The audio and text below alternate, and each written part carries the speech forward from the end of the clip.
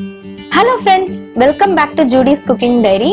இன்னைக்கு நம்ம சேனல்ல இந்த வெயிலுக்கு ரொம்பவே சூப்பரான ஒரு டெசர்ட் தான் பார்க்க போறோம். ஃப்ரூட் கஸ்டர்ட் எப்படி செய்யறதுன்னு பார்க்கலாம். வீடியோக்குள்ள போறதுக்கு முன்னாடி கீழ இருக்கிற red colour subscribe button press பண்ணிக்கோங்க. வாங்க வீடியோக்குள்ள போலாம். பாத்திரத்துல 1/2 லிட்டர் அளவுக்கு ஃபுல் கிரீம் மில்க் சேர்த்துக்கிறேன். இதுல தண்ணி எதுவுமே சேர்க்க கூடாது.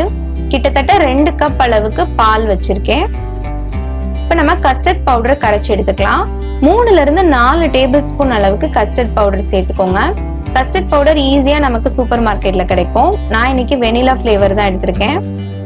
நம்ம அடுப்புல வச்ச பால் லைட்டா வெதுவெதுன்னு இருக்கிறப்ப கொஞ்சம் கொஞ்சமா பால் சேர்த்து இந்த கஸ்டர்ட் பவுடரை கரைச்சி எடுத்துக்கணும். டைரக்டா பால்ல கஸ்டர்ட் பவுடர் சேர்த்தோம்னா கட்டி கட்டியா அடியில போய் தேங்கிப்போம். ஸோ இந்த மாதிரி தனியா கரைச்சி எடுத்து வச்சுக்கோங்க. 5 ல இருந்து 7 நிமிஷம் பாலை லோ ஃப்ளேம்ல வச்சு கொதிக்க விடுங்க. பால் நல்லா கொதிச்சு வந்ததுக்கு அப்புறம் 1/2 கப் அளவுக்கு சுகர் சேர்த்துக்கிறேன். உங்களுக்கு ஸ்வீட் அதிகமா வேணும்னா கூட கொஞ்சம் சேர்த்துக்கலாம். சுகர் சேர்த்துட்டு நல்லா கரையிற வரைக்கும் கலந்து விட்டுக்கோங்க. நல்லா கரைஞ்சதுக்கு அப்புறம் நம்ம கரைச்சி வச்சிருக்கிற அந்த கஸ்டர்ட் மிக்சர் சேர்த்துக்கலாம். கொஞ்சம் கொஞ்சமா சேர்த்துட்டு கலந்து விட்டுக்கோங்க. மொத்தமா அப்படியே ஃபுல்லா சேர்த்துடக்கூடாது. இந்த மாதிரி கலந்துட்டு ஒரு 8 ல இருந்து 10 நிமிஷம் லோ ஃப்ளேம்ல வச்சு கொதிக்க விடுங்க. நல்லா ஒரு திக்கான கன்சிஸ்டன்சி வரும், அது வரைக்கும் வச்சுக்கோங்க. இன்னும் உங்களுக்கு நல்லா கெட்டியா வேணும்னா கூட ஒரு 5 நிமிஷம் வச்சுக்கலாம். இதை நல்லா ஆற வச்சுட்டு ஒரு மிக்சிங் பவுல்ல டிரான்ஸ்ஃபர் பண்ணிக்கோங்க.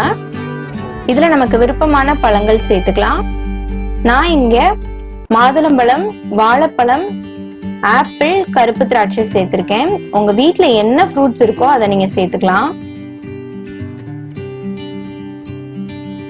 பழங்களை சேர்த்ததுக்கு அப்புறம் நல்லா மிக்ஸ் பண்ணிட்டு இதை ஃப்ரிட்ஜ்ல வச்சுதான் சர்வ் பண்ணணும். கிட்டத்தட்ட 5 மணி நேரம் ஃப்ரிட்ஜ்ல வச்சுக்கோங்க, அப்பதான் ரொம்ப நல்லா இருக்கும்.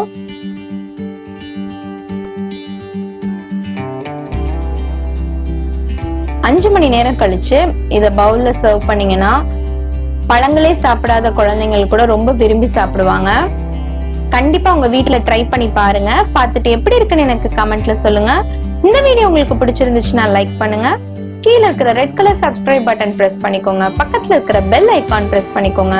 அப்பதான் நான் போடுற வீடியோஸ் உங்களுக்கு நோட்டிபிகேஷன்ல வரும். நான் உங்களை இன்னொரு இன்ட்ரெஸ்டிங்கான ஒரு ரெசிபி வீடியோல மீட் பண்றேன். அது வரைக்கும் ஸ்டே டியூன். தேங்க்ஸ் ஃபார் வாட்சிங். பை.